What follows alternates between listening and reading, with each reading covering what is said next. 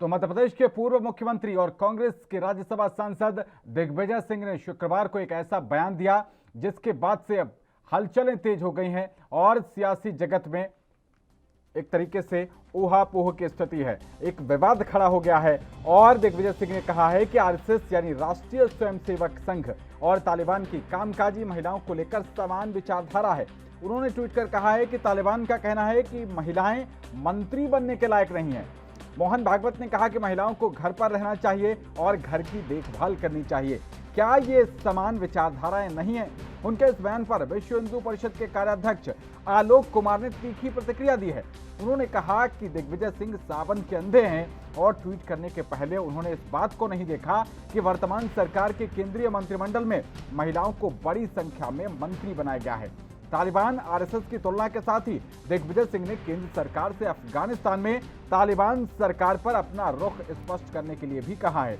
उन्होंने एक ट्वीट में कहा कि मोदी शाह सरकार को अब स्पष्ट करना होगा कि क्या भारत तालिबान सरकार को मान्यता देगा जिसमें घोषित आतंकवादी संगठन के सदस्य मंत्री हैं। इससे पहले भी दिग्विजय सिंह ने बुधवार को इंदौर में आयोजित सांप्रदायिक सद्भाव सम्मेलन में बोलते हुए आरएसएस प्रमुख मोहन भागवत पर निशाना साधा था और आरोप लगाया था कि संगठन झूठ और गलतफहमियां फैलाकर हिंदू मुस्लिम समुदायों को विभाजित कर रहा है। साथ ही मोहन भागवत की टिप्पणियों पर प्रतिक्रिया व्यक्त करते हुए कि हिंदुओं और मुसलमानों का डीएनए एक है, दिग्विजय सिंह ने पूछा कि अगर ऐसा था तो लव जिहाद जैसे मुद्दे क्यों उठाए जा रहे थे। तो वहीं तालिबान ने अफगानिस्तान की महिलाओं द्वारा विरोध प्रदर्शन करने पर चाबुक और लाठियों से पीटकर क्रूरता से नकेल कसी है और इस बीच तालिबान ने औरतों की शिक्षा को लेकर एक आदेश भी पारित किया है जिसमें कहा गया है कि लड़के और लड़कियां एक साथ पढ़ाई नहीं करेंगे। श्री दिग्विजय सिंह सावन के अंधे हैं।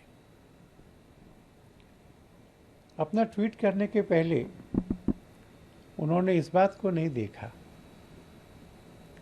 कि वर्तमान सरकार के मंत्रिमंडल में मोदी जी ने एक बड़ी संख्या में महिलाओं को मंत्री बनाया है। केंद्र के मंत्रिमंडल में महिलाएं इतनी बड़ी संख्या में कभी नहीं रही। भारत की परंपरा में महिलाओं की सहभागिता को भी स्वीकृति है और उनके नेतृत्व को भी।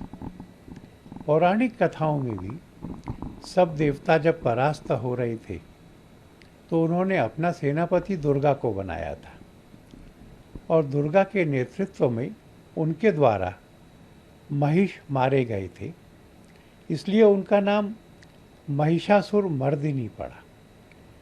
वर्तमान सरकार ने भी कहा है कि हम महिलाओं को एनडीए में भी एडमिट करेंगे, सेना में भी एडमिट करेंगे, युद्ध के मोर्चे पर भी करेंगे। आज महिलाएं जीवन के सब क्षेत्रों में कदम से कदम मिला करके आगे बढ़ रही हैं और यह सब इसलिए हो रहा है कि इस विषय पर एक राष्ट्रीय सहमति है, हम सबकी भी सहमति है, सरसंघ चालक जी की भी सहमति है। इतना जरूर है कि फिजियोलॉजी के कारण महिलाओं की कुछ बड़ी जिम्मेवारियां अपने परिवार और बच्चों के प्रति होती हैं। उसका जिक्र सरसंघ चालक जी ने एक बार किया था, पर उसमें से यह ध्वनि कहीं भी नहीं निकलती कि महिलाओं को कामकाज में, समाज में अपने सहभाग के लिए आगे नहीं आना चाहिए। हमारी अगर पार्टी की बात करें आप, सबसे ज़्यादा महिला मंत्री हमारे सरकार में है। केंद्र की सरकार में महिलाओं को हमेशा सम्मान और उनको एक ऐसा स्थान देना जिसमें वो सशक्त हो सकें, ये हमारी सरकार की प्राथमिकता रही है। हमारे प्रधानमंत्री जी ने पहले ही सरकार जैसे बनाई थी उन्होंने महिलाओं के सशक्तिकरण की बात की थी, उनको सामाजिक, आर्थिक, शैक्षिक हर दृष्टि से सम्मान मिले। आज खेलकूद के क्षेत्र में जिस तरह से हमारी सरकार ने अभी ओलंपिक में प्रदर्शन किया, हमारी बेटियों ने बहुत शानदार प्रदर्शन किया। लगातार महिलाओं के सशक्तिकरण के लिए उनकी अच्छी शिक्षा, अच्छी चिकित्सा, अच्छी सारी पोषण की सुविधाएं, ये सब पर सरकार काम कर रही है। दिग्विजय सिंह जैसे लोग हैं जिनको तालिबान का चश्मा लगा है, महबूबा मुफ्ती हो, दिग्विजय सिंह हो, फारूक अब्दुल्ला हो, ये सारे तालिबान के साथ खड़े हुए लोग हैं। मैं उनसे ही पूछना चाहता हूं, क्या वो तालिबान के उस बयान से सहमत हैं जिसमें तालिबान ने कहा है कि महिलाओं का केवल एक ही काम है, बच्चे पैदा करना। कपिल सिब्बल ने अगर वो नहीं सहमत है तो उनको उसका स्पष्ट रूप से विरोध करना चाहिए। क्या उनमें हिम्मत है दिग्विजय सिंह में, या फारूक अब्दुल्ला में, या महबूबा मुफ्ती में? महबूबा मुफ्ती तो स्वयं महिला है। अगर वो तालिबान के साथ होती तो क्या वो मुख्यमंत्री बन सकती थी, मंत्री बन सकती थी, चुनाव लड़ सकती थी? ऐसी जो परिस्थितियां, उसमें भी उनको लगता है कि तालिबान बहुत अच्छा शासन चलाएंगे।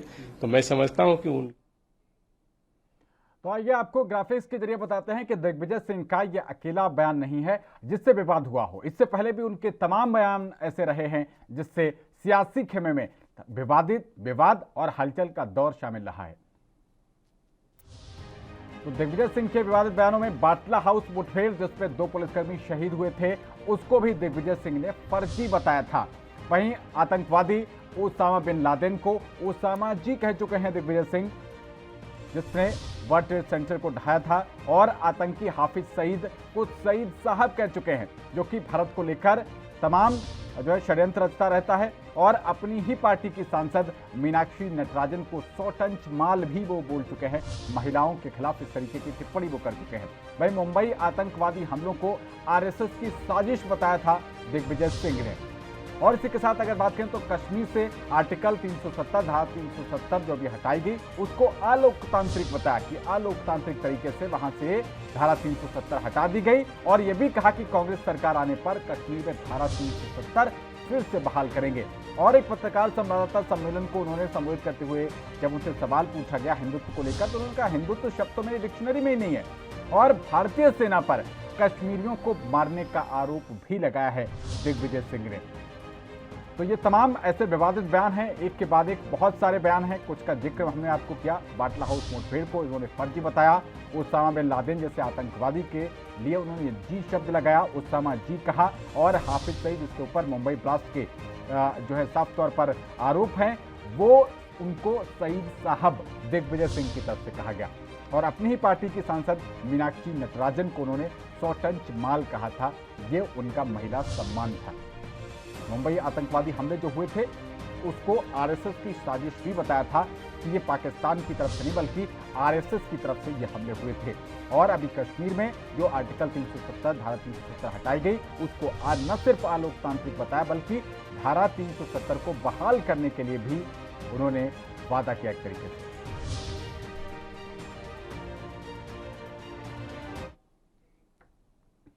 तो इसी विषय पर चर्चा करने के लिए हमारे साथ कांग्रेस पार्टी के प्रवक्ता राकेश सिंह यादव जी जुड़ गए हैं। बहुत स्वागत है राकेश जी।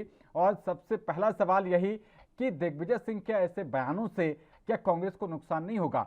आने वाले समय में अभी हाल फिलहाल में ही अगले साल की शुरुआत में ही 5 राज्यों में सब चुनाव हैं और 5 बड़े राज्य। जी देखिए, वर्तमान जो बयान है वो दिग्विजय सिंह जी का आरएसएस को लेकर, ये चर्चा भी शायद इसी पे आपने आयोजित की है। उनका यह बयान है कि जिस तरीके से तालिबान जो कार्य करने वाली महिलाएं कार्य क्षेत्र में कार्य करती हैं, उनके प्रति जो सोच रखता है या महिलाओं के प्रति जो सोच रखता है, वैसी ही सोच वैसी ही दिशा में पिछले 90 साल से आरएसएस काम कर रहा है। तो इसमें गलत क्या बोला है? इसमें कौन सी बात गलत बोली है? पिछले 90 साल में आरएसएस में किसी महिला को किसी पद पे लाया गया? किसी महिला को, कोई एक महिला को, सिंगल महिला को कोई स्थान दिया गया आरएसएस की शाखा में या आरएसएस के प्रोग्राम में या आरएसएस के किसी कार्यक्रम में महिला को बुलाया गया? अभी मैं वो बयान सुन रहा था, आरएसएस के कोई प्रवक्ता बोल रहे थे कि ट्वीट करने के पहले सोचना चाहिए। उनको बोलने के पहले सोचना चाहिए। ट्वीट सरकार को लेके नहीं किया है, मोदी सरकार को लेके नहीं किया है, ट्वीट किया है आरएसएस को लेके। क्या आरएसएस आज इतनी बड़ी बात बोल सकती है कि वो अपने वित्त मंत्री निर्मला सीतारमण को अपने कार्यक्रम में अतिथि बना के बुला सकती है? स्मृति ईरानी को अतिथि बना सकती है आरएसएस के कार्यक्रम में?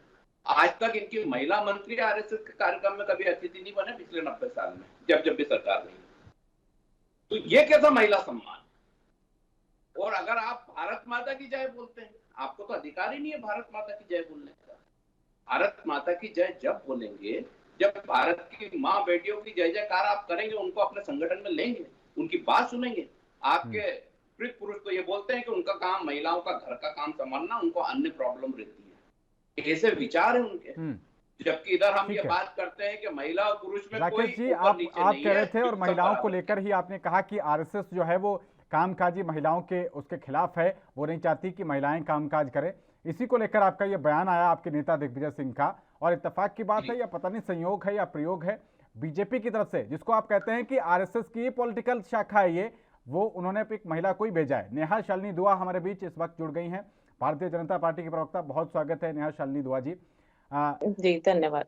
अभी जो आज बात ये हुई है कि आरएसएस की तरफ से, अभी राकेश जी आप थोड़ा लेट में जुड़ पाए, वो कह रहे थे कि अभी तक जितनी भी आरएसएस की बैठकें होती हैं उसमें किसी महिला को क्यों नहीं मुख्य अतिथि बना के बुलाया जाता, निर्मला सीतारमण को या स्मृति ईरानी को? पहली बात तो शायद राकेश जी को इतना नहीं पता कि आरएसएस स्वयं सेवक संघ ये एक ऐसी संस्था है जो पॉलिटिक्स से इसका कोई लेना देना नहीं। तालिबान तो आज पॉलिटिक्स में आया हुआ है। तुलना किससे कर रहे हैं, जरा सोच समझ के बोले करें कांग्रेस वाले, क्योंकि मुझे लगता है कि सब कुछ बेच खाया इन लोगों ने और दिमाग भी शायद बेच चुके हैं। इनकी बात नहीं कर रही मैं, कांग्रेस के जो दिग्विजय सिंह जी है, सारे लीडर्स, मैं उन सब की बात कर रही हूँ। अब मैं इन्हें बताती हूँ कि आरएसएस में कौन कहता है कि महिलाएं नहीं है। सेवा भारती जो है आरएसएस का ही विंग है, जिसके अंदर सिर्फ और सिर्फ महिलाएं हैं जो काम करती हैं और जनता की सेवा करती हैं। अब रही बात दूसरी, किससे कंपेयर कर रहे हैं? तालिबान से। तालिबान सरकार में है। मैं ये पूछना चाहती हूँ कि आज तक कभी संघ ने ये कहा है कि औरतें क्यों लड़कियों और लड़कों के स्कूल अलग अलग कर दो, और ये जो भी कोएड स्कूल है, ये सारे कॉलेजेस कोएड स्कूल सब बंद कर दो। तालिबान ने तो अभी फरमान निकाला है ना कि लड़कियां अलग पढ़ेंगी, लड़के अलग पढ़ेंगे, भाई कोई इकट्ठा नहीं साथ पढ़ सकता। और कब हमारे जो संघ वाले हैं उन्होंने ये कहा है लड़कियां बाहर जाएं या औरतें जाएं बाहर, वो अपने शौहर को साथ लेके जाएं या उसके कोई भाई को लेके जाएं, पति को लेके जाएं, कब ये बात संघ ने कही है? और तालिबान कहता है बुर्खा पूरा मुंह ढका हुआ होना चाहिए, आंखें बस दिख रही हो। संघ ने कब ये बात कही है कि घूंघट में लड़कियां या औरतें बाहर निकलें? कैसी बेतुकी बातें करते हैं कांग्रेस वाले। मुझे सच में बड़ी हैरानी होती है कि ऐसी बातें निकालते हैं जिसका ना सिर होता है ना पैर होता है। तो उनकी थोड़ी सी याददाश्त में ताजा कर देती हूँ कि आरएसएस में एक महिला विंग होता है जो काम करता है हर तरह की जो महिलाओं की परेशानियां हैं या समाज में सेवा जहां औरतों को उनकी जरूरत होती है, तो वो इनका महिला विंग देखता है। पुरुष विंग पुरुषों की समस्याओं को सुनता, और ऐसा नहीं कि पुरुष जो विंग है वो महिलाओं की समस्याओं को नहीं सुनता, वहां भी काम किया जाता है, लेकिन हर चीज का एक विंग बनाया हुआ है कि इस तरीके से काम किया जाएगा। अब वो पॉलिटिकल पार्टी नहीं है। सबसे बड़ी और अहम बात है कि संघ जो है वो पॉलिटिकल पार्टी नहीं है, उसको पॉलिटिक्स के साथ जोड़ रहे हैं और हमेशा जोड़ते आते हैं। कभी तो आप उनको आतंकवादी बना देते हैं, कभी आप उनको हिंदू वो बना देते हैं, तालिबानी बना देते हैं। तालिबान तो इतने घटिया हैं, मैं चार बातें बार बार रिपीट नहीं करते हुए एक ही बात बार बार यही बोलूंगी कि सिर्फ इतना बता दें कि संघ ने कभी घूंघट पहन के बाहर निकलने को कहा, संघ ने कभी ये कहा कि लड़कियां अलग कॉलेज में पढ़े, लड़के अलग कॉलेज में पढ़े, लड़कियां अलग स्कूल में पढ़े, मतलब हिंदुस्तान में कोई कोएड स्कूल नहीं होगा। कभी शिक्षा को लेकर उन्होंने अनाप शनाप बोला कि लड़कियां बाहर निकल ही नहीं सकती हैं। तो ये जो तरीके हैं, जब सती प्रथा भी आई तो संघ ही पहले एक ऐसा संघ ने मतलब संघ ही एक ऐसा संगठन था जिसने उठ के सबसे पहले ये बात कही थी कि सती प्रथा गलत है। तो आप बताइए, ऐसे लोगों का आप मुकाबला, मतलब एक स्वयं सेवी संस्था का आप मुकाबला तालिबान जैसे आतंकवादियों से करते हैं, तो शर्म आप लोगों की सोच पे आती है मुझे। ठीक है नेहा शालिनी दुआ जी, फर्स्ट राउंड में बिल्कुल टोका टाकी नहीं की आपने। एक तो महिला सम्मान की बात की, आपकी पार्टी के और उत्तराखंड के पूर्व मुख्यमंत्री रहे तीरथ सिंह रावत ने रिप्ड जीन्स को लेकर, महिलाओं को लेकर क्या बयान दिया था, उस पर आपका कहना है। साथ ही दूसरी बात ये कि जब कांग्रेस पार्टी में, अगर आप पार्टी की बात कर रही हैं, राजनीतिक पार्टी आरएसएस नहीं है, तो क्या आपकी बीजेपी में कभी कोई महिला अध्यक्ष बन पाएगी? और दूसरी बात, आरएसएस की सरसंघ चालक कोई महिला क्यों नहीं बन सकती? बिल्कुल बन सकती, किसने कहा कि नहीं बन सकती? दूसरा, मैंने बार बार आपको कहा वो एक स्वयंसेवी संस्था है, वो एक सोशल संस्था है, सोशली इन्वॉल्व है, वो कोई पॉलिटिक्स से उनका लेना देना नहीं। तो मैं उनके बारे में ये तो नहीं कह सकती कि क्यों उनके सरसंघ चालक महिला क्यों नहीं है, लेकिन मैं अपनी पार्टी का जरूर ये बता सकती हूँ कि हमारी पार्टी में 12 औरतों को अभी कैबिनेट में जगह मिली है, जो आज तक अमेरिका तक में भी औरतों को इतनी ज्यादा तवज्जो नहीं दी गई। कहा तो क्या जेंडर इक्वालिटी की बातें तो सब करते हैं, कांग्रेस ने भी बहुत बातें करी, लेकिन आज तक किसी भी कैबिनेट में कोई भी, पिछले 70 साल में देख लीजिए कि कैबिनेट में कितनी औरतों को जगह मिली है। हमारी इस कैबिनेट में 12 औरतों को, और 12 ही राज्यपाल औरतें भी बनी है, मतलब एक तो कैबिनेट में मिनिस्टर्स भी बनी है और जो राज्यपाल भी बनी है, गवर्नर भी बनी है, वो भी महिलाएं बनी है। तो हमारी पार्टी तो महिलाओं को सम्मान देना जानती है, और मोदी जी का हमेशा एक पहले बेटी बचाओ बेटी पढ़ाओ वाला नारा था, और उसे आगे बढ़ाओ, वहीं तक सीमित न रखो कि बचा तो लिया, अब ना पढ़ाओ और ना उसको आगे बढ़ाओ। तो यहाँ जो हमारी सोच है, हमारे प्रधानमंत्री जी की सोच है, वो औरतों को लेके बहुत साफ और एकदम स्पष्ट है कि औरतों का विकास होगा जहां महिलाओं को बराबरी की हिस्सेदारी मिलेगी। लोग कहते हैं, पार्टियां कहती हैं, देश कहते हैं, लेकिन करता कोई नहीं है। यही रीजन है कि ग्लोबली भी आज मोदी जी के नेतृत्व में मोदी जी को नंबर 1 ग्लोबल लीडर कहा गया है, क्योंकि उन्होंने साबित करके दिखाया है। मतलब ऐसा नहीं है कि औरतों को कहा जाए कि नहीं जी इनको बराबर का अधिकार देना चाहिए, देना नहीं चाहिए, उन्होंने दिया है। तो ये फर्क है हमारी क्या कहते हैं भाजपा सरकार में और कांग्रेस सरकार में। ठीक है, आते हैं आपके पास। हालांकि आपने तीरथ सिंह रावत के महिलाओं के जीन्स को लेकर बयान से साफ तौर पर किनारा कर लिया। आप नहीं, मैं उससे कोई किनारा नहीं किया, मैं उस पर भी बोलती हूँ। अगर इतनी बड़ी कोई संस्था होती है तो उसमें कई ऐसे लोग आ जाते हैं जो ऐसे बयानबाजी कर देते हैं, जिसके लिए उन्होंने क्षमा भी मांगी। मैं ही थी पहली जो इस चैनल पे भी बैठ के, और मैंने जी न्यूज पे भी बैठ के कहा था कि ऐसे बयान नहीं देने चाहिए, क्योंकि मैं खुद भी रिप्ड जीन्स पहनती हूँ कई बार। तो मैं इतना जानती हूँ कि उन्होंने अपनी गलती समझी और उसी वक्त क्षमा मांगी। लेकिन इनके यहाँ कांग्रेस में क्षमा मांगने वाला तो रिवाज चला ही गया। कभी तो वो सिखों की बेइज्जती करते हैं, सिखों का कत्लेआम करते हैं, और उसके बाद औरतों के ऊपर अनाप लेकिन क्षमा नहीं मांगते। अब ये जो अभी दिग्विजय सिंह जी तालिबान जैसे आतंकी संगठन से आरएसएस की तुलना कर रहे हैं, लेकिन आपके सर्वोच्च नेता जिनकी आप आज तक कसीदे पढ़ते हैं कि नेहरू जी ने ये दे दिया, नेहरू जी ने वो दे दिया, नेहरू जी ने ये बना दिया, नेहरू जी ने वो बना दिया। सर, नेहरू जी ने तो 1963 की गणतंत्र दिवस की परेड में इसी आरएसएस को 3000 स्वयंसेवकों के साथ राजपथ पर परेड करवाई थी, उनको बुलाया था, उनको सम्मानित किया था। आप ऐसे संगठन की तुलना आज आतंकवादी संगठन से कर रहे हैं। कौन से आरएसएस में आपने महिलाओं को चाबुक चलाते हुए, शाखाएं लगते हुए देखी आपने कि महिलाओं पर आरएसएस के स्वयंसेवक चाबुक चला रहे हो? कैसे, मतलब ये तालिबान की तुलना कैसे? देखिए, वो सिंपल सी बात है। अभी जो सम्मानीय भाजपा प्रवक्ता जो जानकारी दे रही थी वो भारतीय जनता पार्टी की दे रही थी, शायद आरएसएस की उनको प्रॉपर जानकारी नहीं है। हमारा ये कहना है कि आरएसएस का जो सिलेबस है और तालिबान का सिलेबस है वो एक है। पहली बात, इनकी सरकार में कितनी मंत्री है, मोदी जी क्या कर रहे हैं, उसका महिमा मंडन की जरूरत नहीं है। सवाल ये है कि आरएसएस में महिलाओं का कोई स्थान नहीं है। ऐसा संगठन इस देश में, प्रजातांत्रिक देश में नहीं होना चाहिए। पहली बात। आप जो नेहरू जी की बात बोल रहे थे कि वहां उनको मौका दिया, मौका सबको दिया जाता, उनको भी दिया था, वो बहुत पुरानी बात हो जाएगा। आज की बात कर रहे हैं। आज आरएसएस में महिला का स्थान क्यों नहीं है, ये बात कर रहे हैं कि उनके छोटे छोटे दूसरे संगठन हैं, हम उसकी बात नहीं कर रहे हैं। हम बात कर रहे हैं मोहन भागवत के संगठन की। मोहन भागवत के संगठन में आरएसएस में किसी पद पर कोई काबिल महिला क्यों नहीं आ सकती है? क्यों विरोध होता है उसका? क्यों नहीं आने देते आप? क्यों आप गलियां निकालते हैं? कहीं सेवा भारती, कहीं फलाना भारती, कहीं ठिकाना भारती, आरएसएस के प्रमुख पद पे, संगठन महामंत्री पे प्रदेश के क्यों नहीं बिठाते हैं? क्यों डरते हैं महिलाओं से? ये वो संगठन है जो तानाशाही से चलता है, ये वो संगठन है जो सिर्फ तानाशाही से चलता है, जो सिर्फ ब्राह्मणवाद से चलता है, जो पिछड़ों का भी विरोधी है, एससी एसटी का भी विरोधी है। ये सब जानते हैं, और महिला का सबसे बड़ा घोर विरोधी है। पिछले 90 साल में इस संगठन ने अपने कार्यालय में महिला को एंट्री नहीं दी। यहाँ तक कि जो मोदी जी के मंत्री हैं, महिला मंत्री, जिनका महिमा गुणगान ये कर रहे हैं, उनकी भी हिम्मत नहीं है कि अर्चना कार्यालय में जाके मोहन भागवत के साथ मीटिंग कर सके, या किसी आरएसएस के प्रोग्राम में वहां जाके स्वयं सेवकों की परेड की सलामी ले सकें। शर्म आना चाहिए ऐसे संगठन को। ये देश हित की बात करते हैं, भारत माता की जय बोलते हैं। भारत माता की जय किस अधिकार से बोलते हैं? आपके यहाँ तो जो माता बहनों को तो एंट्री नहीं है, तो भारत माता की जय तो बोलना नहीं चाहिए। ये एक झूठा नारा है आपका। आपके लिए भारत माता का कोई सम्मान नहीं है। होता तो आज आपके संगठन में एक से एक काबिल महिलाएं भारतीय जनता पार्टी में होंगी। क्यों नहीं लिया? क्यों नहीं उनको पद पे बिठाया? अरे किसी भी पद पे बिठाइए, आप मत बताइए सर संचालक मत बनाइए, छोटे पद पे तो बिठाइए। वहां क्या डाले, ये सोच है तालिबानी, ये सिलेबस है तालिबानी।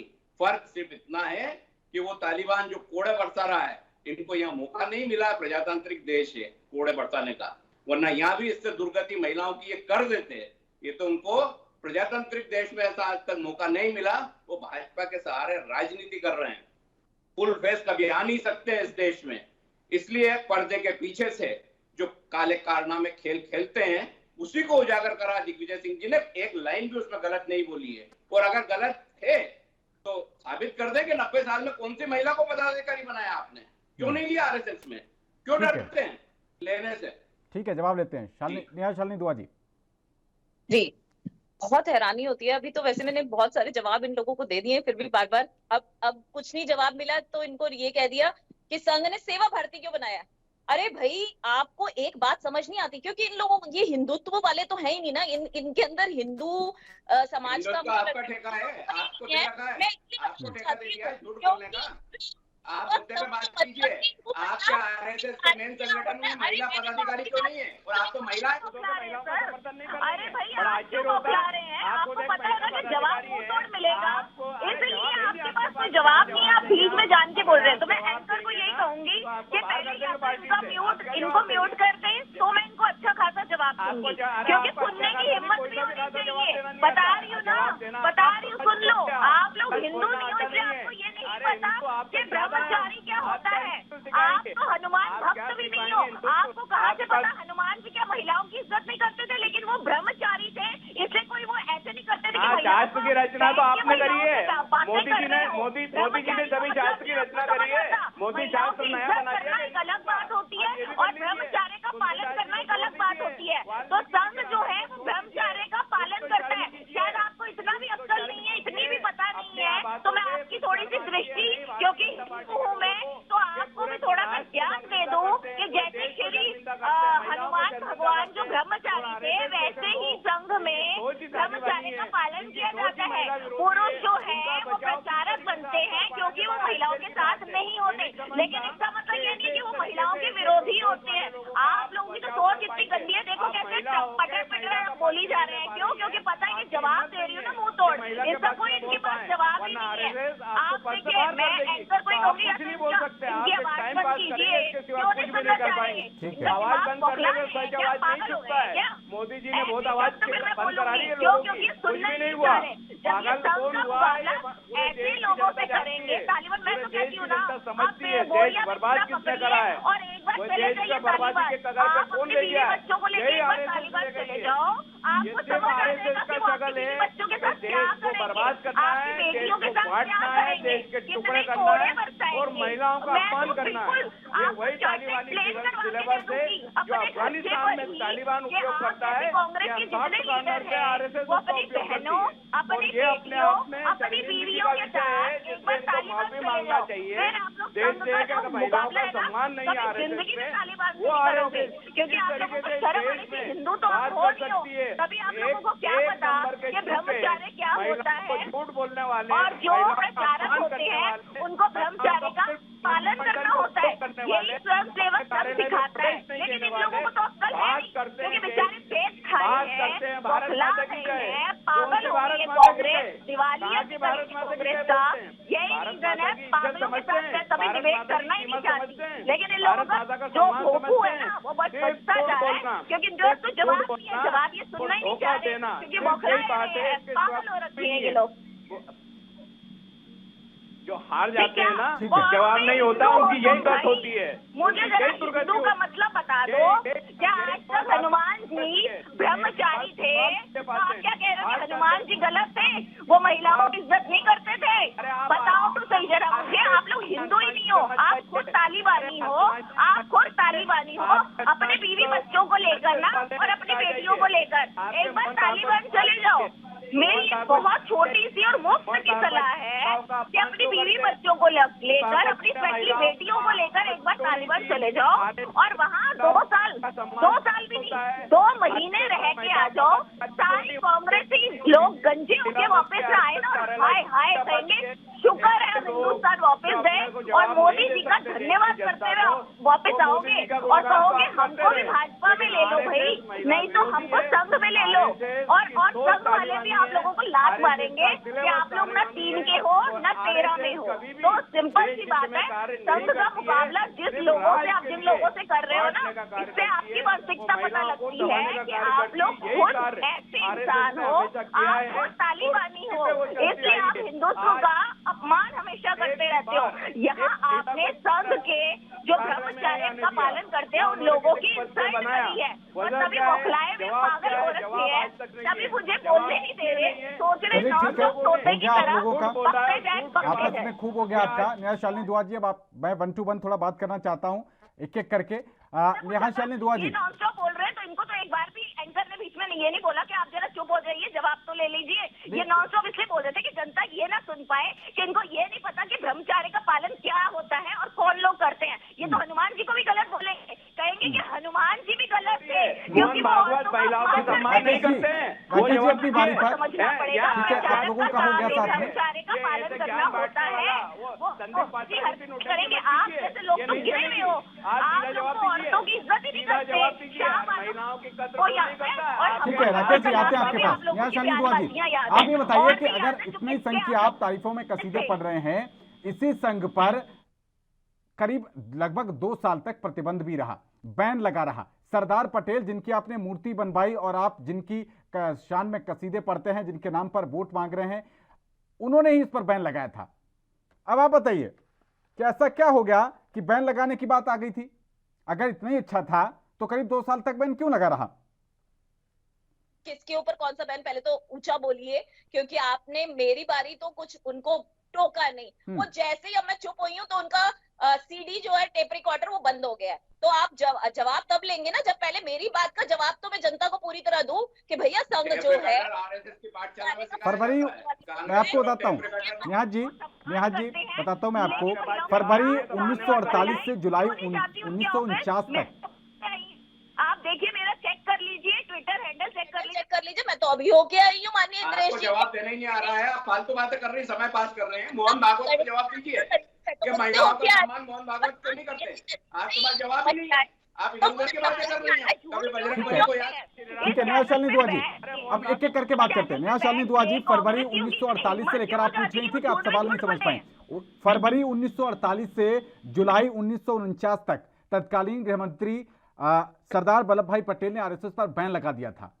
तो ये अगर इतना ही सब कुछ अच्छा था और देशव्यापी बैन था, ये सिर्फ एक जगह नहीं, पूरे देश में आरएसएस की गतिविधियों पर रोक लगा दी गई थी। ये सवाल मेरे से है या कांग्रेस से है? क्योंकि वो कांग्रेस के नेता थे, वो भाजपा के नेता नहीं थे। क्यों आरएसएस पर बैन लगा था? अगर तो आरएसएस इतना ही सब कुछ, जो आप बता रहे हैं कि आरएसएस इतना ही सब कुछ बहुत बढ़िया करता है, देशभक्ति का संगठन था, तो क्या ऐसी नौबत आ गई थी कि इतने लंबे वक्त तक पूरे देश भर में आरएसएस की गतिविधियों पर बैन रहा, सेंट्रलाइज्ड बैन लगा? क्योंकि उन लोगों को डर था। कुछ लोग जो कांग्रेस में परिवारवाद खेलते हैं, गांधी गांधी गांधी गांधी, बस ये खेलते जा रहे थे। फिरोज गांधी क्या फिरोज गांधी थे? वो फिरोज खान थे। आपने क्यों सरनेम गांधी उनका रखा, पहले ये बताइए। इंदिरा गांधी खान। ठीक है, राकेश जी आते हैं। राकेश जी बीच में टोकर टाकी नहीं, अपनी अपनी बारी पर पूरा समय दूंगा मैं आपको, अपनी अपनी बारी पर बोलेंगे।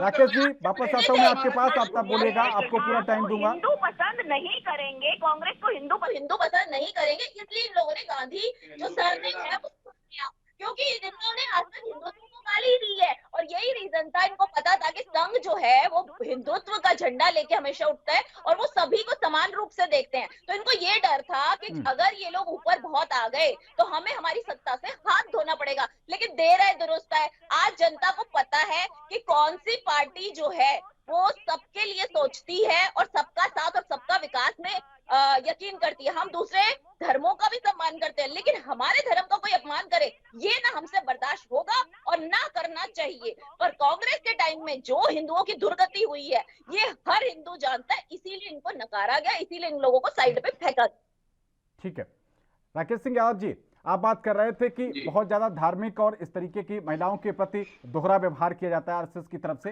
इंदिरा गांधी जी भी तो गई थी आरएसएस के कार्यक्रम में, और वहां पर वो विवेकानंद जी रॉक मेमोरियल का उद्घाटन करके आई थी। उसके बाद 2018 में पूर्व राष्ट्रपति आपके ही नेता प्रणब मुखर्जी जी पहुंचे। जी, निश्चित तौर पे आपने जो दोनों नाम लिए, इंदिरा जी और प्रणब मुखर्जी, वो कांग्रेसी थे। तो अगर आरएसएस इतना ही ज्यादा आपकी नजर में एक तालिबानी संगठन था, तो तालिबान जैसे सोच के साथ क्यों गए फिर? देखिए, सोच के साथ नहीं गए थे, वहां देखने ही गए थे कि ये जो संगठन है ये देश हित में कितना काम करता है। ये देखने के लिए इंदिरा जी को बुलाया था, प्रणब मुखर्जी को बुलाया था। ठीक है, न्याज जी आते हैं अब अपनी अपनी बारी पे। आपकी बारी पर उनको चुप कराया, ठीक है, अब आप अपनी बारी पर बोलेगा। न्याज शालिनी दुआ जी प्लीज एक एक करके बात करते हैं। तो आपने फटाफट बोल दिया, जो आधे घंटे तक ये नॉन स्टॉप बोलते रहे, वो आपका एक बार आपको नेहा शालिनी जी पूरा टाइम मिलेगा आपको, ठीक है, अपनी अपनी बारी पर बोलेंगे। राकेश जी से सवाल है अभी, जब एक साथ बोलेंगे फिर जनता को समझ में नहीं आता। एक बार आपने उनको नहीं तो समझ ही रही है इनकी बात। वो नॉन स्टॉप मेरे बीच में बोलते रहे, आप लोगों ने एक बार नहीं, ये इससे पता लगता है कि पत्रकारिता कितनी है। ठीक है, खुले में कह रही हूँ कि पत्रकारों को तो आजकल सर्टिफिकेट देने का फैशन चल रहा है, दिन में रोज 10-20 बार मिल जाता है, उसकी चिंता नहीं है। ठीक है नेहा शालिनी दुआ जी, अब आपकी बारी आएगी तब आप बोलेगा। राकेश सिंह जी, यही आपसे सवाल है कि अगर आरएसएस इतना ही ज्यादा तालिबानी संगठन है और इतना ज्यादा सामाजिक में ये विद्वेष फैलाता है, तो फिर आपके इतने बड़े बड़े नेता, प्रधानमंत्री लेवल तक के नेता, आपके और राष्ट्रपति लेवल तक के नेता क्यों फिर गए? नहीं जाना चाहिए था आरएसएस कार्यक्रम में, बॉयकॉट कर देना चाहिए था। देखिए, इस आरएसएस पे जो बैन लगा था वो भी देश विरोधी गतिविधियों के कारण लगा था। और आज जिन सरदार वल्लभ भाई पटेल की पूजा करते हैं, मूर्ति बना के श्रीमान मोदी जी, उन्हीं ने बैन लगाया था। इसके बाद आप उस पे गए थे। बाय गॉड, की बात हो रही है। आज दिग्विजय सिंह जी ने ये बोला है कि आरएसएस नेहा शालिनी जी अपने बारी पे तब अच्छा लगेगा। ऐसे दो लोग एक साथ बोलेंगे तो किसी की आवाज समझ में नहीं आएगी। कैसे बोल सकते हैं अपने मौके पे, कैसे बोल सकते? गलत बोल रहे हैं। आरएसएस का जो नियम है, आरएसएस का ये नियम है। आपसे पूछा था कि क्यों बैन लगा था, बता नहीं पाए थे, मैं आपको दुरुस्त कर देता हूँ।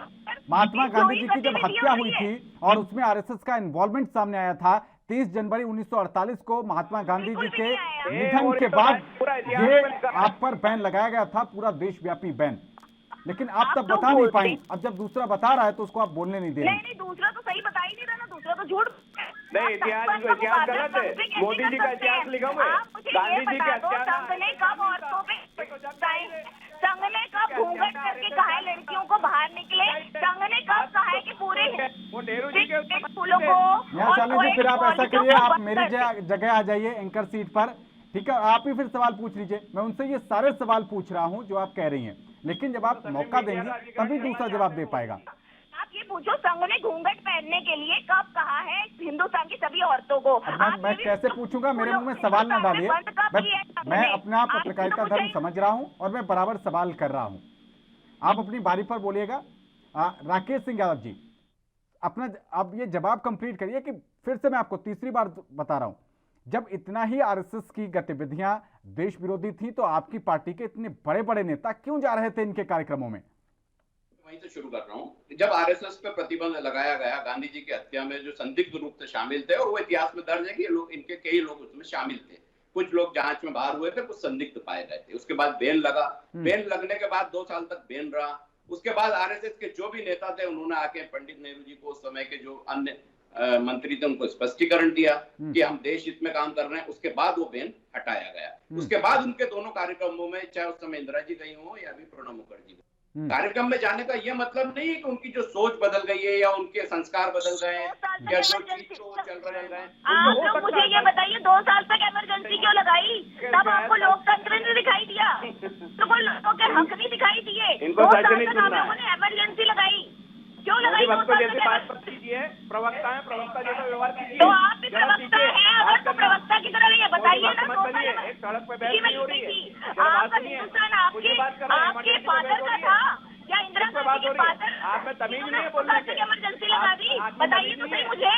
ये हिंदुस्तान है, ये हिंदुस्तान का है, मैं भी आपकी बेटी हूँ। कैसे इंदिरा गांधी जी ने लगा दिया वहाँ पर इमरजेंसी, कैसे लगा दी? अंग्रेजों के गुलाम रहे हो, संघ के लोगों को अंदर किया, सारे भाजपा के लोगों को अंदर किया, क्योंकि आप सारे गद्दार हैं देश के विरोध में रहे हैं।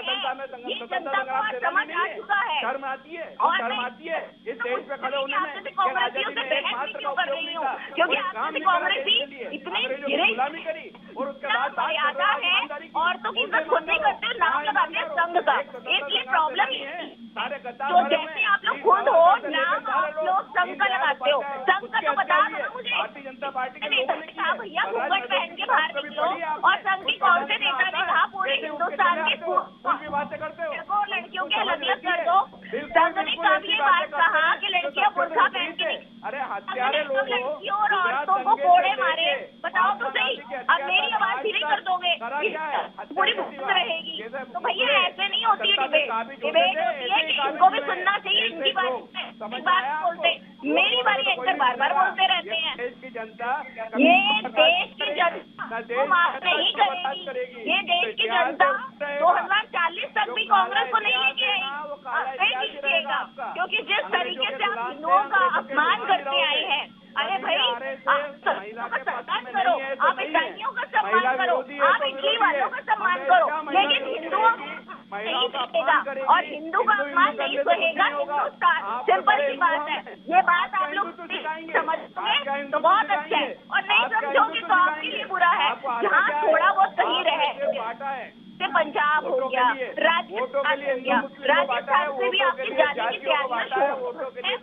बहुत जल्द भाजपा का जो परचम है वो लहराएगा और आप लोगों को बिल्कुल बाहर जाएगा। आप पंजाब में शायद रह जाए तो रह जाए, लेकिन बाकी किसी राज्य में आपका खत्म हो जाएगा। हर इलेक्शन में जीरो आके आप लोग जीरो बन चुके हो, जीरो आके आप लोग जीरो बन चुके हो, और कोई प्रॉब्लम नहीं है। तो जीरो से उम्मीद क्या रहती है? जनता को जीरो से कोई उम्मीद नहीं है कि वो अच्छे दिन कभी नहीं आएंगे महिलाओं के।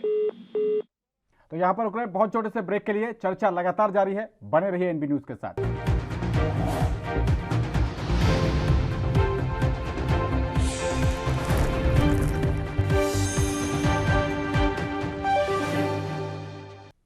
तो ब्रेक के बाद आपका स्वागत है खबरनामा में। आज हम बात कर रहे हैं कि कांग्रेस के दिग्गज नेता दिग्विजय सिंह ने तालिबान की तुलना आरएसएस से कर दी है और आरएसएस और तालिबान में सेम वर्क कल्चर बताया है। इसी को लेकर आज हम बात कर रहे हैं और हमारे साथ कांग्रेस प्रवक्ता राकेश सिंह यादव जी लगातार जुड़े हुए हैं।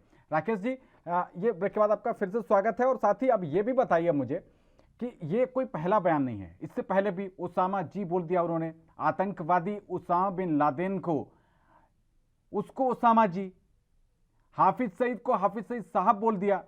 तमाम ऐसे बाटला हाउस एनकाउंटर को जिसमें हमारे 2 जांबाज पुलिसकर्मी शहीद हो गए उसको फर्जी बता दिया। तो ऐसे तो इनके एक बयानों की पूरी सीरीज चलती रहती है। जी देखिए, जो अन्य बयानों का आप जिक्र कर रहे हैं उसके बारे में तो स्पष्टीकरण देने का अधिकार दिग्विजय सिंह जी को है, क्योंकि उन्होंने किस आधार पे और क्यों बोला है। तो पल्ला झाड़ लिया आपने कि ये व्यक्तिगत बयान है? नहीं, पल्ला नहीं झाड़ा। आप जिन तीनों बयानों की बात कर रहे हैं, अगर उन्होंने किसी को जी बोला तो क्यों बोला ये वही बताएंगे। क्योंकि आज आप मुझसे पूछ रहे हैं आरएसएस के बारे में, तो जो मैं बोल रहा हूँ वो मैं अपने दरअसल दिग्विजय जी भी मैं आपसे इसलिए पूछ रहा हूँ क्योंकि दिग्विजय सिंह भी कांग्रेस को रिप्रेजेंट करते हैं और आज भी आप कांग्रेस पार्टी का ही पक्ष रख रहे हैं। हमारे सीनियर लीडर हैं, निश्चित तौर पे करते हैं, लेकिन पुराने बयानों को आप जो बोल रहे हैं उसमें ऐसा बोलना था या नहीं बोलना था, ये तो बोलने का अधिकार उनको है। आरएसएस के बारे में जो आज उन्होंने बोला है वो जग जाहिर, जो ट्वीट उन्होंने करा है कि आज आरएसएस का जो कल्चर है, आरएसएस की जो सोच है या आरएसएस का काम करने का तरीका, एक ही बात उन्होंने पॉइंट आउट की है महिलाओं के प्रति। या काम करने वाली महिलाएं जिनको आरएसएस स्वीकार नहीं करता या अपने संगठन में आरएसएस महिलाओं को स्वीकार नहीं करता है, ये तो सच है, इसमें कोई बयान गलत नहीं है। और इसमें किसी को मिर्ची लगती है भारतीय जनता पार्टी के नेताओं को तो वो गलत है। उनको भी आरएसएस से पूछना चाहिए कि क्या वजह है कि महिलाओं को हम पदाधिकारी क्यों नहीं बनाते, हम हमारे यहाँ के संगठन मंत्री प्रचारक महिलाओं को क्यों नहीं बनाते। महिलाओं में ऐसी क्या कमी है कि वो पुरुषों से बहुत पीछे है। एक तरफ आप उस समाज की बात करते हैं कि भारत 100 साल आगे जाएगा, विश्व गुरु बनेगा, सुपर पावर बनेगा। कैसे ऐसे बनेगा कि महिलाएं घर में रहेंगी और सिर्फ पुरुष काम करेंगे और एक पुरुषवादी संगठन पूरा राज करेगा। लेकिन उसके लिए राकेश जी तालिबान जैसे आतंकी संगठन से तुलना कर दी जाएगी। हमारे ही देश का एक संगठन जिसको कि आपके पूर्व प्रधानमंत्री जो है वो गणतंत्र दिवस की परेड में बुला चुके हैं, तो क्या फिर उनसे गलती हो गई थी तब? देखिए, गलती नहीं हुई थी, मैं सारी बातों की डिनाई नहीं कर रहा हूँ। अगर गणतंत्र दिवस की परेड में आरएसएस को बुलाया था तो कुछ उनके कार्य ऐसे सेवा कार्य अच्छे रहे होंगे, मैं कहाँ इनकार कर रहा हूँ। मैं ये थोड़ी बोल रहा हूँ 100% संगठन गलत है, लेकिन जो चीजें गलत है वो तो सामने लाना फर्ज है ना। आज अगर महिलाओं को, आपको 90 साल से आप महिलाओं को सम्मान नहीं दे रहे हैं, तो ये अगर बोल रहे हैं तो इसमें अपराध क्या है? आपने ठीक है, आप बोलते हैं हमने बाढ़ में जाके सेवा करी, तो हम कहाँ मना कर रहे हैं? हम कहाँ बोल रहे हैं? कांग्रेस तो शुरू से सेवा करते हैं, कभी बोलती नहीं मुंह से, आप बोल बोल के सुनाते हैं। लेकिन तालिबान तो अफगानिस्तान में आपने भी तस्वीरें देखी होंगी, जब से तालिबान का कब्जा हुआ है, तालिबानी लड़ाके वहां पर जाकर जो ब्यूटी पार्लर हैं वहां पर मॉडल्स के फोटो पर कालिख पोत रहे हैं और चाबुक से पीट रहे हैं महिलाओं को जो प्रदर्शन कर रही हैं। भारत में बहुत सारी महिलाएं प्रदर्शन करती हैं, आंगनवाड़ी कार्यकर्तियों का अक्सर प्रदर्शन सामने आता है। क्या आपने देखा आरएसएस के लोग जाके वहां पर उनके ऊपर कोड़े बरसाने लगे हों? नहीं, कर ही नहीं सकते ना। प्रजातंत्र कैसे करेंगे? प्रजातंत्र है हमारा देश, जब भी तो आज महिला सुरक्षित है। हमारा सवाल तो सिर्फ ये है कि इस प्रजातांत्रिक देश में एक तानाशाही संगठन है, पुरुष प्रधान संगठन है, उसमें महिलाएं क्यों नहीं आ सकती हैं? सवाल ये है हमारा जो ट्वीट है हमारे नेता का, वो प्रश्न भी यही है कि क्या ये संगठन, ऐसा नहीं लगता कि हम तालिबान का समर्थन नहीं कर रहे, लेकिन जो तालिबान कर रहा है उसकी एक लाइन पे क्या ये आरएसएस संगठन पिछले 90 साल से नहीं चल रहा है? तो क्यों चल रहा है? क्या इस देश की महिलाओं को वह सम्मान योग्य नहीं मानता है? इसके लिए गलियां निकाल के बातें बताई जाती है कि हमारे यहाँ मंत्री आरएसएस के थोड़ी हैं, वो तो बीजेपी के हैं। आप तो पर्दे के पीछे काम कर रहे हैं, पर आपके संगठन में अर्चना कार्यालय में महिलाएं क्यों नहीं आ सकती हैं? पहली बात, वो क्यों पदों पे नहीं बैठ सकती हैं? इसका जवाब दे आरएसएस। दूसरी बात, 90 साल से महिलाओं को आरएसएस ने सम्मान क्यों नहीं दिया अपने संगठन में लेके? इसका जवाब दे। अगर ये जवाब नहीं देता है तो आपके कुछ कर्म तो वैसे ही है ना जो तालिबान संगठन के, वो कोड़े बरसा रहा है, आप कोड़े नहीं बरसा रहे हैं। लेकिन महिला अगर आपके कार्यालय में आती है, पद मांगने आती है, बोलती है मेरे को आरएसएस में शाखा में आना है, आप बोलते हो नहीं बाहर रहे, महिला नहीं आ सकती, हनुमान जी की जय कर देते हैं। अरे हनुमान जी ने कब बोला है कि महिलाओं को अपमान करो? अभी जो बीजेपी प्रवक्ता चिल्ला चिल्ला के बोल रही थी, कौन बोलता कि हनुमान जी के मंदिर में महिलाओं का जाना की मनाही है? इस देश में ऐसा होता है? नहीं है। हनुमान जी तो खुद सीता जी के बात करते, और ये गलत बातें करके भारतीय जनता पार्टी के लोग भगवान का सहारा लेके अपने आप को सच साबित करने की कोशिश करते हैं, और वहां आरएसएस इस बात का जवाब कभी नहीं देती है। उनका एक भी मंत्री, संगठन मंत्री या उनका कोई पदाधिकारी दूसरी बातें कर लेगा, सब कुछ बोलेगा कि महिलाओं को ये नहीं। अभी बीजेपी प्रवक्ता बोल रहे थे कि बुर्के की थोड़ा बोला आरएसएस ने, आप बिना बुर्के के जा सकते हैं, तो एहसान कर रहे हैं हमारे ऊपर। ये प्रजातांत्रिक देश है, आप बोल भी कैसे सकते हो? सवाल तो ये है कि आप जो रह रहे हो 90 साल से, जिस तरीके से, जिस विचारधारा को लेकर चल रहे हो, और जैसा आपका व्यवहार है और जैसा महिलाओं के प्रति आपका रवैया रहा है, वो गलत है। तो वो बदलना चाहिए अब। ठीक है, इसी बीच हमारे साथ बीजेपी प्रवक्ता उम्मेद सिंह जी फोन लाइन पर जुड़ गए हैं। उम्मेद जी, बहुत स्वागत है एनपी न्यूज पर। विषय आपको पता होगा, उम्मीद है। जो कांग्रेस के साथी है वो ये पूछ रहे हैं कि आरएसएस में किसी महिला को क्यों सरसंघचालक पद पर या किसी ऐसे बड़े पद पर क्यों नहीं बुलाया जाता? उन शाखाओं में महिलाओं की सहभागिता क्यों नहीं है? जी, आवाज आपकी बहुत कम आ रही है। उमेश जी, सुन पा रहे हैं आप मुझे? हाँ, बहुत कम, थोड़ा सा आवाज आ रही, बताइए। अब सुन पा रहे हैं? हाँ। उमेश सिंह जी, विषय आपको पता होगा, दिग्विजय सिंह ने तालिबान की तुलना जो है वो आरएसएस से की है, और आरएसएस आपकी जो है वो एक तरीके से राजनीतिक संगठन, आप उसकी राजनीतिक संगठन माने जाते हैं। आरएसएस की एक पॉलिटिकल विंग बीजेपी मानी जाती है। अब ये पूछ रहे हैं यहाँ पर कांग्रेस के प्रवक्ता कि आरएसएस महिलाओं को सम्मान क्यों नहीं दे रहा? यहाँ तो लोकतांत्रिक देश है, इसलिए यहाँ पर कोड़े नहीं बरसा सकते, लेकिन किसी सरसंघचालक पद पर या किसी बड़े पद पर आरएसएस में महिलाओं को एंट्री क्यों नहीं दी जा रही? देखिए, ये माननीय दिग्विजय सिंह, मैं सम्मान करता हूँ, एक सीनियर नेता हैं कांग्रेस के, मुख्यमंत्री रहे हैं, केंद्रीय मंत्री रहे हैं, प्रभारी रहे हैं कर्नाटक और भी प्रदेशों में। लेकिन इस तरह का उससे बात करने से बचना चाहिए कि आरएसएस को तालिबान के उससे जोड़े, ये अच्छा नहीं, शोभा नहीं देता है उनको। उनको कम से कम अपनी बातों से, अपने उससे धैर्य रखना चाहिए और संयम रखना चाहिए, बात को समझ के करना चाहिए। बाकी आरएसएस या भाजपा या कोई भी या संघ जो भी है, ये बहुत ही अच्छा महिलाओं को पूरा सम्मान देते हैं, सभी को सम्मान देते हैं, हिंदू को भी, मुस्लिम को भी, सभी को। आज पूरे देश के मुस्लिम महिलाएं खुश हैं। आज वो जो है वो हुआ ही नहीं था हमारे देश में, और इस तरह के चीजों को हटाया गया, 3 तलाक जैसे चीज को, तो वो एक तो सम्माननीय चीजें हैं जिसको पूरा दुनिया सराहना कर रही है।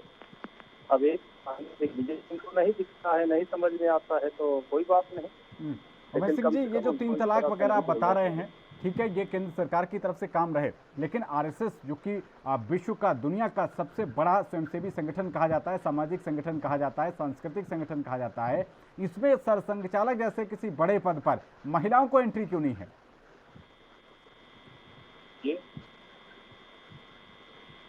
उमेश जी, आवाज मिल पा रही है आपको मेरी? आवाज नहीं आ रही, बिल्कुल आवाज नहीं आ रही। चलिए, मैं अपनी पीसीआर टीम से कहूंगा कि इनका ऑडियो दुरुस्त किया जाए, उन तक आवाज नहीं पहुंच पा रही है। लेकिन राकेश सिंह यादव जी, आप कह रहे हैं कि चलिए लगभग तालिबान से आप इनकी तुलना कर रहे हैं, लेकिन तमाम ऐसे लोग जो हैं जो बीजेपी से कांग्रेस में भी गए हैं, तो फिर जब जो कांग्रेस में आ जाता है वो फिर पवित्र कैसे हो जाता है? देखिए, बीजेपी से कांग्रेस में आना या कांग्रेस से बीजेपी में जाना वो तो एक पॉलिटिकल पार्टी है, लेकिन आरएसएस एक पॉलिटिकल पार्टी नहीं है। आरएसएस, लेकिन सर विचारधारा तो आरएसएस की ही है ना। ये बीजेपी के जितने भी नेता तैयार होते हैं, आरएसएस ही इनकी नर्सरी रही है। निश्चित तौर पे वहां से पाठशाला से पढ़ के आते हैं, पॉलिटिकल एजेंडे में परिवर्तित होते हैं। हमारा ये कहना है कि वो जो पाठशाला है, वो पाठशाला ही जब महिलाओं का सम्मान करना नहीं जानती है, वो भारत में अपने आप को सांस्कृतिक संगठन बोलती है। सांस्कृतिक का मतलब होता है कि पूरे परिवार का उसमें शामिल होना। तो सिर्फ क्या वजह है कि आप किसी भी परिवार से उसके लड़के को ही चुनते हो, बच्चे को, मेल पुरुष को ही चुनते हो कि वो शाखा में आए, उसकी बेटी को बोलते हो नहीं आप शाखा में नहीं आ सकते। तो ये महिलाओं का, महिला सम्मान का अपमान नहीं कर रहे हैं पूरे देश में पिछले 90 साल से। और ये वैसी ही गतिविधि नहीं है जो आज तालिबान में हम देख रहे हैं कि वहाँ कोड़े बरसा रहे हैं, महिलाओं को मारा जा रहा है, गोली मारी जा रही है, ये सारी चीजें हो रही हैं। तो आज ये सवाल उठना लाजमी भी है कि आज ये इतना बड़ा संगठन अपने आप को बोलता है कितने सेवा कार्य करते हैं, सब इसमें महिलाओं की भूमिका जीरो, नगण्य। ऐसा क्यों? क्या भारत की महिला कमजोर है? क्या हमारे देश की महिला कमजोर है? क्या हमारी मातृशक्ति, बहनों की शक्ति कमजोर है? क्या आरएसएस ये मानता है कि महिला इस लायक नहीं है कि वो हमारे पदों पर रह के कार्य कर सकें? आरएसएस प्रमुख खुद बोलते हैं कि महिलाओं को बहुत सारी समस्याएं होती हैं, इसलिए घर का काम देखना चाहिए। ये कोई बयान है आपका? कहाँ देश को आप 21वीं सदी से आगे ले जाने की बात करते हैं, कहाँ आप तरक्की की बात करते हैं, कहाँ आप कंप्यूटर क्रांति और अन्य मोबाइल की बात करते हैं, और दूसरी तरफ ऐसे दज्जानुसी विचार रखते हैं। खुदा ना खास्ता अगर कभी आप सत्ता में होते तो क्या ये देश भी तालिबान की गति को प्राप्त नहीं होता? क्या यहाँ भी उस तरह से कोड़े नहीं बरसाए जाते कि आप घर से बाहर बुर्का पहने नहीं निकलेंगे या भगवा पूरा कपड़ा डाले नहीं निकलेंगे और अपने पति के साथ ही जाएंगे, अपने बच्चे के साथ जाएंगे, अकेले नहीं जाएंगे? ये सब नहीं होता क्या? ये तो देश का भाग्य प्रबल है कि आज ऐसी कोई विचारधारा सत्ता में काबिज पूर्ण रूप से नहीं हो पाई है। लेकिन अनुवांशिक रूप से भी अगर आप इस देश में हैं तो कहीं ना कहीं ये विचारधारा पनप रही है। और अगर ये विचारधारा पनपती रही महिला विरोधी, तो आज से 50 साल 100 साल बाद भी ये चीज खड़ी होगी जाके, और हो सकता है उस समय दुर्गति हमारी ऐसी हो जैसे आज अफगानिस्तान में तालिबान कर रहा है। ठीक है, उमेश सिंह जी, आवाज मिल पा रही है अब आपको? उमेश सिंह जी, आवाज मिल पा रही है आपको मेरी? हेलो, आप सुन पा रहे हैं मुझे? हेलो, हाँ, आवाज अभी आ रही। राकेश सिंह जी पूछ रहे हैं, कांग्रेस के प्रवक्ता हैं, वो ये पूछ रहे हैं कि जो तालिबान से तुलना वो इसलिए कर रहे हैं क्योंकि आरएसएस भी लगभग महिलाओं को लेकर कम से कम एक मोर्चे पर यह है कि आरएसएस में वो महिलाओं को प्रतिनिधित्व नहीं दे रहा। जिस तरीके से तालिबान ने कह दिया कि अलग अलग महिलाओं की अलग क्लासेस लगेंगी, जो छात्राएं होंगी वो अलग पढ़ेंगी, छात्र अलग पढ़ेंगे, ऐसे ही आरएसएस में किया गया है कि आपने एक कोई सेवा भारती नाम का संगठन बताया था, तो वो संगठन महिलाओं का अलग हो गया और आरएसएस का संगठन अलग हो गया। तो ऐसा क्यों नहीं है कि आरएसएस के संचालक पद पर किसी महिला की नियुक्ति हो? तो उमेश सिंह जी के साथ हमारा संपर्क टूट गया है, टेक्निकल एरर उनके एरिया में है इस वक्त, इस वजह से उनसे संपर्क ठीक से नहीं हो पा रहा है। लेकिन राकेश सिंह यादव जी, आपने ये बात पकड़ ली है, चलिए ठीक है, लेकिन इसके अलावा जो आपने कहा कि और बहुत सारे अच्छे काम आरएसएस ने किए होंगे, कम से कम उन्हीं की आप गरिमा रख लेते और इतने बड़े आतंकवादी संगठन से इनका नाम ना जोड़ा जाता। देखिए, कभी भी जो बुराई होती है उसको सबसे पहले आगे लाना जरूरी होता है, चाहे किसी राजनीतिक पार्टी में हो या किसी संगठन में हो, और ये देश का संगठन है और ये छोटी बुराई नहीं है। हमारे देश की आबादी की 50% अगर आप महिला मानते हैं कि जगह रिजर्वेशन 50% है चुनाव में, तो 50% आबादी को छोड़ के आप अगर ये बात करते हैं कि हमारा संगठन आदर्शवादी है, हम इतने काम कर रहे हैं, तो आपको अच्छे काम पे भी पानी फिर जाता है। और इस सवाल का जवाब तो देना जरूरी इसलिए भी है, आरएसएस को भी जरूरी है, भारतीय जनता पार्टी को भी सीधा जरूरी है। आप ये नहीं बोल सकते कि हमने कांग्रेस में भी महिला कांग्रेस है, तो इसका मतलब सिर्फ महिला कांग्रेस में ये सब पदाधिकारी रहेंगे, मेन बॉडी में कोई नहीं रहेगा। तो मेन बॉडी में भी रहते हैं, मंत्री भी बनते हैं। बीजेपी में भी सभी बॉडी में महिला पदाधिकारी हैं। ऐसा नहीं है कि उनके अभी महिला की विंग अलग हो गई है, उन्हें भी सब में शामिल कर रखा है। तो फिर क्या वजह है कि भारतीय जनता पार्टी का जहाँ से शुरुआत होती है, जो उनकी पाठशाला है, वो उनको ये सिखा के भेजती है या ये दिमाग में डाल के भेजती है कि आपको ही काम करना है, महिलाओं को घर में रहना। ये एक बात, ये एक लाइन इस देश को पीछे ले जाने का काम करती है, महिलाओं के प्रति एक अलग सोच बनाने का काम करती है। और उसकी वजह से कितने ही अपराध बढ़ते हैं, कितनी जगह, छोटी जगह जो बहुत अपराध बढ़ रहे हैं, आप देखते हैं कितने जातिगत झगड़े होते हैं, अन्य झगड़े होते हैं, हिंदू मुस्लिम में कन्वर्ट होते हैं, लव जिहाद, इस टाइप की सारी चीजें होती हैं। ये क्यों हो रहा है? क्योंकि आपने एक संगठन से उन महिलाओं को, पूरे महिलाओं को ही दूर कर दिया, वो एक विचारधारा से दूर कर दिया। वो विचारधारा हिंदू मुस्लिम और महिला विरोधी पे चल रही है। वो लड़के जो नए तैयार होकर इनकी शाखाओं से निकलते हैं, वो फिर जाके जो शहरों में वातावरण बिगाड़ते हैं, गाँव में वातावरण बिगाड़ते हैं, फिर वहाँ जो विवाद होते हैं उसके कई फलस्वरूप कहीं दंगे होते हैं, कहीं क्या होता है, कहीं लव जिहाद का केस बनता है, कहीं फला केस बनता है। तो ये क्यों हो रहा है? क्योंकि आप एक शिक्षा डाल रहे हैं कि आप सर्वमान शक्तिशाली पुरुष प्रधान ये देश है, पुरुष प्रधान समाज है, और महिला को आपको घर के अंदर रखना है, महिला को हमारे संगठन में कोई स्थान नहीं। ठीक है, अपने आप में उमेश सिंह जी हमारे साथ फिर से एक बार जुड़ गए हैं। उमेश सिंह जी, आवाज आ रही है आपको? चलिए, उमेश सिंह जी के साथ बार बार संपर्क करने की कोशिश कर रहे हैं, लेकिन टेक्निकल एरर आ रही है, शायद नेटवर्क में बहुत ज़्यादा दिक्कत है, इस वजह से उनसे संपर्क नहीं हो पा रहा है। राकेश जी, सवाल आपके ऊपर बौछार ये है कि चलिए ठीक है, आपने ये मैटर कह दिया, लेकिन आप और भी चीज़ों की बात कर रहे हैं। आपने बताया कि किस तरीके से तालिबान का बर्बर राज आगे आने वाले समय में 50 सालों के बीच, जैसा आरएसएस अगर सत्ता में आ जाती है, आरएसएस जैसी विचारधारा कहा जाता है, तो यहाँ पर हो सकता है। लेकिन इमरजेंसी का दौर तो सबको याद है। इमरजेंसी में आपने जिस तरीके से यहाँ के राजनीतिक लोगों को, जॉर्ज फर्नांडिस की वो तस्वीरें आज भी देखी जाती हैं कि वो हथकड़ी लगाए हुए आपने फर्जी डायनामाइट केस लगा के उनको बंद कर दिया था। देखिए, निश्चित तौर पर जो इमरजेंसी लगी थी उसका भुगतान भी कांग्रेस ने किया, सत्ता से बाहर हुए। लेकिन अगर यही चीज तालिबानी संस्करण में होती तो शायद कभी भी सत्ता से बाहर नहीं होते।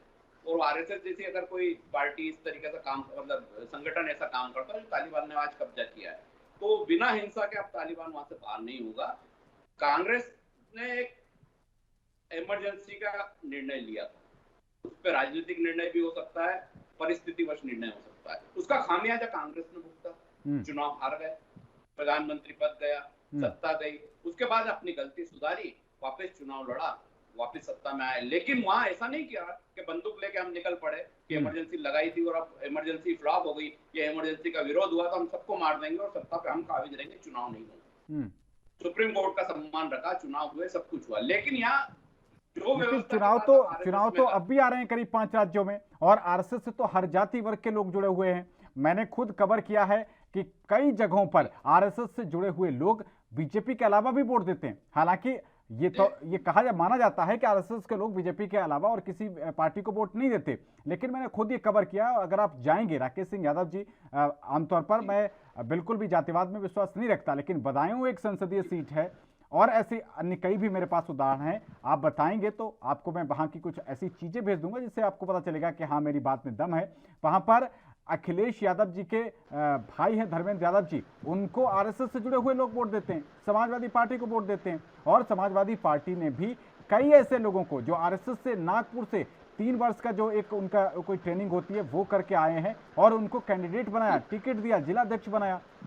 तो ऐसे जब चुनावी वक्त आ रहा है, 5-5 राज्यों में चुनाव हैं, अगर वो 10% जो फ्लोटिंग वोटर होता है वो आपकी तरफ से फ्लोट वापस की तरफ कर गया, विपक्षी पार्टी की तरफ कर गया, प्रतिद्वंदी पार्टी की तरफ कर गया, तो ये बयान दिग्विजय सिंह जी का आपकी पार्टी पर भारी भी पड़ सकता है।